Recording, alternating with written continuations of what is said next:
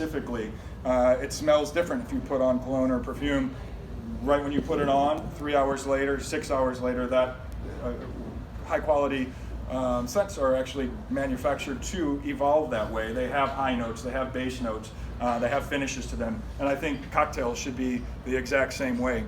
One of the things that I love in our business is that we are fully embracing simpler, fewer ingredient cocktails with just more thoughtful decisions. I think that is the real mark of a great bartender is you need to be able to nail those, nail the basic cocktails, of course. There's no doubt in my mind that we can all set up and that y'all could make me 40 delicious daiquiris and then I would finish all of them and take a nap.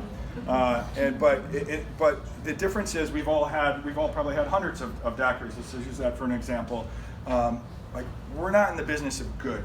Like we're in the business of great, you know, and that is our expectations when you have the level of bartending that we have today, especially in a city like this, where one of the most competitive, if not arguably the most competitive city on the planet for hospitality, for bars. I don't know a place that pops up more great concepts, a place that probably also has more turnover of concepts. Like the rent is one of the highest. The competition is just is fierce. You know, you need a little bit of luck, but there is a difference between, I've had a million really good daiquiris that I've happily finished, and I've had slightly fewer than that of ones that are eye-popping, where you just taste it and you can't wait to taste the next. You can't wait to take the next sip.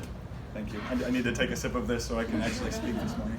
But it is there's nothing to hide behind in 3 ingredients, you know, or maybe you put a dash of bitters, or maybe it is the blend of rums that you decide to use, or maybe it is the fact that you've just got, you know your ice, you know your bar, you know your tools, and you got your shakedown and you taste it and you're like, ah, shit, I overshook that just a little bit, and maybe you hit it with a little bit of extra rum. Whatever it is, it's that 1 second of thought that can take something from good to great. It's the glass. It's the little bit, and I think once we know those, and we really go back, and I think sometimes we can get complacent. I do it myself with those basics. You're like, somebody literally, I had a friend text me, and he was just a cocktail enthusiast just the other day, and he's like, what's your ideal, like, what's your recipe for your perfect old fashioned? I kind of laugh. I'm like, oh, like an old fashioned, right?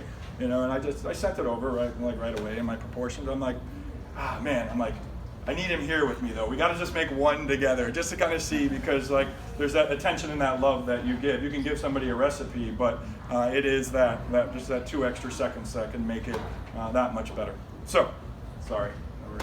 I'm gonna give you a lot of paper balls just to throw at me. But all right, so let's kind of wake up and start with this spirit as we are getting the nose going on it, and let's talk about what is it. What are some of the aroma cues that you're picking up so early in the morning here? Citrus. What kind of citrus? So as we talk, is it orange zest? Good way to start. So as we say citrus, spice, these things, you want to keep breaking them down, right? We can give a big generalization of citrus, but what kind of citrus? Is it lemon, grapefruit, orange, lime? What kind of grapefruit would it be? Is it candy? Is it pith? Is it peel? Is it juice? Right? The more we break it down, the more specific we can be, and the better we can taste. So let's talk about citrus, because there's lots of it. Yeah, we got lemon, we heard orange oil over here. Lime, yeah, for sure. Like some lime, definitely like lime peel to me. It's not necessarily like a glass, like when you're like trying to figure out if it's lime or lemon juice and you're like taking it. Get a little different aroma. Bit of green grape. Green grape? Green grape. All right, there you go. What else? This was a pretty expressive spirit. There's a lot going on here. Roses, you said? So some floral notes? Floral, yeah. Lavender, yeah, for sure. I think a lot of spirits in this category kick off a little lavender note. Yeah, juniper going on. I hope so. Yeah. But that's not a give me anymore in this category either. It's really not. It should be. You know, but it's a brave new world, like especially in the Western and the modern styles. Not necessarily, juniper is not necessarily the dominant flavor that you pick up immediately, and I'm okay with that. There's a real room for everything in the world. Some black pepper for it? For sure, some of that black pepper spice.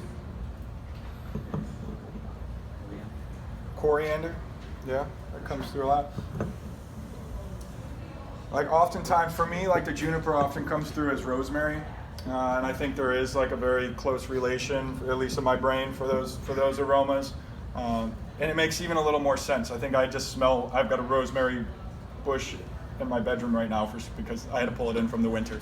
But like, it's totally normal to have rosemary bushes in your bedroom. I didn't want it to die. It grew really well this year. I was like, no, I can't let you suffer. But anyways, like I'm just around it more than, and there are some dried botanicals out on some of the tables, and there's some extracts with the sticks sticking out of them. But not everybody. When's the last time you had a big handful of juniper? As bartenders, maybe we have more recently than someone else, but probably not all that recently, right? Anybody got anything else you want to? Sour green cardamom. Green cardamom specifically, yeah. Thyme, yeah. Tons of green herbs in this. Floral. So we got citrus, we've got spice, we've got some floral notes going on. Citrus peels, yeah. Those are all great. And this is the thing about tasting and communicating in a big room full of people, especially. It is the fastest way to build your vocabulary, the fastest way to learn, because you won't hear us shouting out cues because we've done this a bunch of times, but it does help to taste with other people. If you have any friends that are somms, that is just, it's not that they're necessarily better tasters, but that is the core of their work is so much tasting wines and doing this like in depth to be able to pick up and tell styles and regions and the way that the wine has been treated. They tend to have really great, really expansive vocabularies when it comes to tasting notes. I think we have a little more fun in the spirits world, but that's just my humble assessment. All right, cool. So as we get into tasting, we're gonna go ahead and take a first sip and literally just swoosh it, clear out, and then you got some spit cups that you can use. And get out the coffee or breakfast or whatever you had last.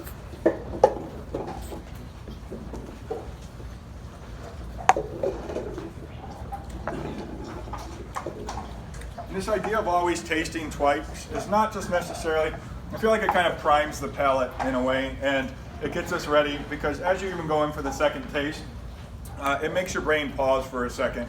So when you're, if you are sitting down, and I encourage you all, like, get a little tasting journal, have it behind your bar. When these reps come in and they're dropping off new spirits, have them pour you a little bit, cap it, and leave it behind your bar if they're not going to leave you the bottle to play with or whatever, and go back to it. Because if they've got a bunch of stuff that they're all trying to taste you out on, you really can't in that moment. You might be able to know right away if like something's junk, but if you really want to have something on your back bar, that space is becoming more and more valuable. The stuff that, we're in an amazing time to be behind the bar. The offerings that we have, the libraries that we're able to build are absolutely incredible. So we need to be a little bit more selective. We need to have a why behind what it is that we're carrying. Of course, price comes into a role, having a diverse regions, maybe diverse flavor profiles, but we don't necessarily need 19 of the things that taste the exact same, taking up that valuable real estate. When we taste, I also say to just give yourself a second. Actually allow yourself to taste before you immediately start scrolling out notes or anything.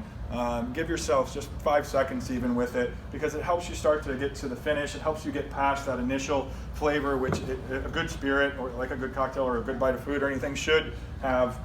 It shouldn't, this is fine, but like it's like that okay daiquiri that you're happy to finish. I feel like great. It's smooth all the way through. It's got, it's clean. It's got everything you want, but like the ones that are eye-popping, those cocktails have a beginning, they have a body, they have a finish, they have like a little bit of it's like a good song or like, I don't know, like a good book or something. They have some character. They're not just one note all the way across.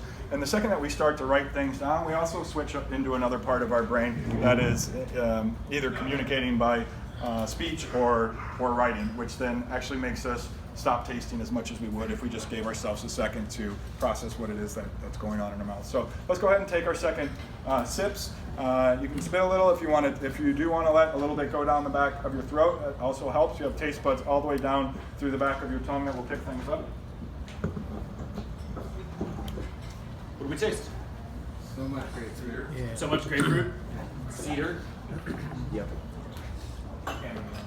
Chamomile coming through. Yeah. So different kind of floral notes. Confirming what we smell, getting some new things. More black pepper. A little more More spice. of the spice coming through. What about texturally? Alcohol spice, yeah. What's going on in the mouth? Yeah, that's lit. Yeah, it's nice. It's nice. It's kind of like a little. It's got like a little weight to it, a little creaminess without being cloying in any way. It's got. That's right on the side too. Yeah, for sure. And you do feel it with different spirits in different parts of your tongue. Like the sides can start some salivation happening, which is a good response. That's that's your body being like, okay, this is. I don't hate this. I'll take some more. I'm start getting ready to do some digesting and whatnot. Yeah. What else? Because it is like it does become something a little bit different once we sip on something. The other thing that happens when we take something into our mouth, heat really does activate aromas as well, and our mouths are much warmer than the ambient temperature in the air. I mean, just think about it as simply as a stock pot of soup or something, or if you're making spiced syrup, like it doesn't smell like anything while it's just sitting there. It might smell faintly like something, but the second you apply heat to that, like those molecules become much more volatile, and you could smell it across the room. Somebody was making some chai tea or something, you would know if somebody's baking. Like the second you apply heat, like all of those aroma molecules kick in. Yeah, and remember as you're tasting, kind of that retronasal, ortho-nasal thing. So closing your mouth, breathing out through your nose, inhaling very quickly through your mouth, so you can kind of get the feel of the alcohol in your tongue.